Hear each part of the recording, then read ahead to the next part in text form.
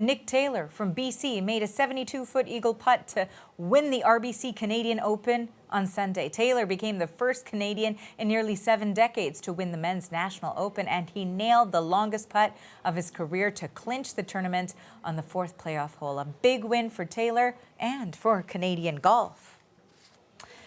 And the man of the hour, Nick Taylor, joins me now live from Los Angeles. Nick, what a pleasure to speak with you today. Thanks for having me on. Okay, so Canadians, of course, as you know better than anyone else, have waited decades for this moment, and now it's yours. So how does it feel to be the first Canadian to win at home since 1954? It's very surreal. I think I've been on tour for a handful of years now, and some of my best friends out here are all the Canadian players. It's definitely a tournament that we circle on our calendars. It's one that we want to play as well as we can.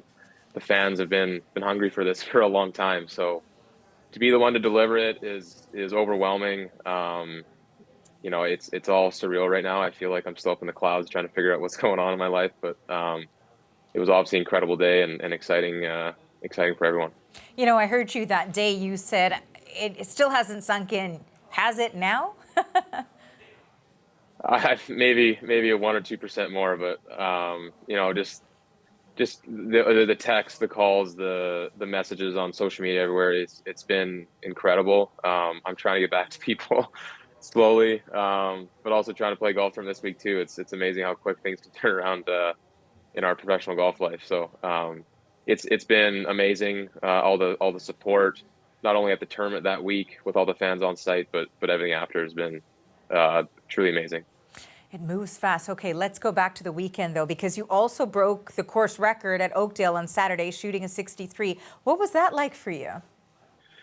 I had some momentum coming from Friday, and I was out relatively early on the Saturday and just kind of kept that momentum going. And my putter really started working that weekend, but starting on Saturday. And I knew I was well back. I needed to kind of keep the pedal down and just chase as much as I could. It's kind of a mentality we've worked on with my team, is that chase mentality of not letting up. And so to shoot that course record and get back into contention, with a chance to win on Sunday was kind of all I was looking for. And the momentum just carried into Sunday. Of course, focus is really important, but also support, encouragement from your family. Wondering how you were able to recalibrate after your Thursday round. And I understand that you had a chat with your wife. Wondering if there was anything that she said to you that sort of helped you regroup, build that momentum, and focus again. Yeah, it wasn't anything crazy, and probably that she's probably told me many times, but it was I was just being too hard on myself. I wasn't out there enjoying myself, which I have an incredible job, but we're hard on ourselves. We want to do as well as we can, and sometimes we overstep that. And so she just said, try to have fun.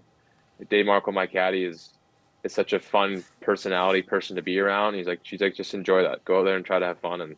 And we started to do that. That's always not going to reflect in results right away, but we got some momentum Friday, and we just carried all the way through. So it was certainly a good pep talk that Thursday night. We know also that, of course, you were facing UK's Tommy Fleetwood. How much was that weighing on your mind? Tommy's an incredible player. He has been for a very long time. And the fans were so supportive of me that I tried to use that energy to carry me through. It was starting to become an incredibly long day. The rain was coming down, and how good Tommy of a player he is, I knew if I had an opportunity, I had to try to seize it. He wasn't going to keep missing those 2 putts that he had a chance to win there. So I wasn't expecting to make that long putt, but I knew I had to keep focused and try to finish it as quick as possible. And luckily that one went in. Have you watched the highlights as frequently as so many other Canadians have? And when you watch them, if you have, what are you thinking? What goes through your mind now versus what was going through your mind at that moment? Yeah, I've watched it so many times. I don't. It's one of those things. It just the biggest smile on my face when I see Dave jump into my arms. It's just pure jubilation. I don't. It's just a moment that now I almost see the different perspective instead of being in it, because I think we blocked out and just started screaming with everybody else. So just just an amazing moment that we'll have forever. But yeah, it's a cool video to constantly watch and hear the excitement of everybody.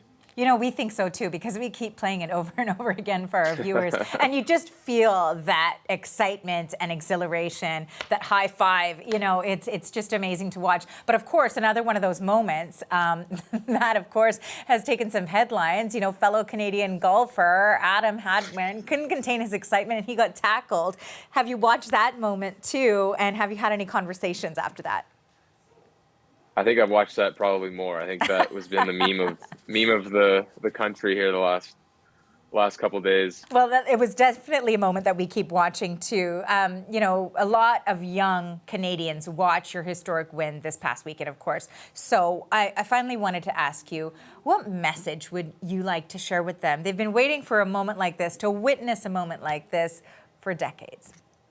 Yeah, I think anything's possible for Canadian golfers, for young people to kind of stick to a journey, stick to a path, and keep your head down and work as hard as you can. You know, it's nothing's really given, but you know, if you put the work in, great things can happen. They not always will happen, but you know, I'm lucky that kind of bounces went my way, and this turned out. It's I don't think it's accomplishment I could probably ever top, but I'm gonna try to enjoy it.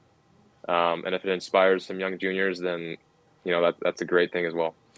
Now, you know, I said that was my last question, but I actually have one more question, so I lied. And of course that is because I can't leave without asking you about the US Open, okay? So wondering how you're focusing for that in between the time that you spend, of course, rewatching what happened over the weekend. Yeah, it's trying to get some time management, get some rest in. You know, last night I was able to get a little bit of sleep. I'm going to see the golf course, at least half of it today, play some 9 holes and play some tomorrow. So, you know, rest is going to be the most important thing over the next couple of days. I know my game's in a good spot, obviously. So if I can be as rested as I can Thursday, and luckily I have an afternoon tee time there as well. So I'll try to rest up and get prepared over the next 2 days. And we'll be watching. Thanks for this, Nick. It was such a joy and pleasure to talk to you. Thanks so much. Thanks for having me.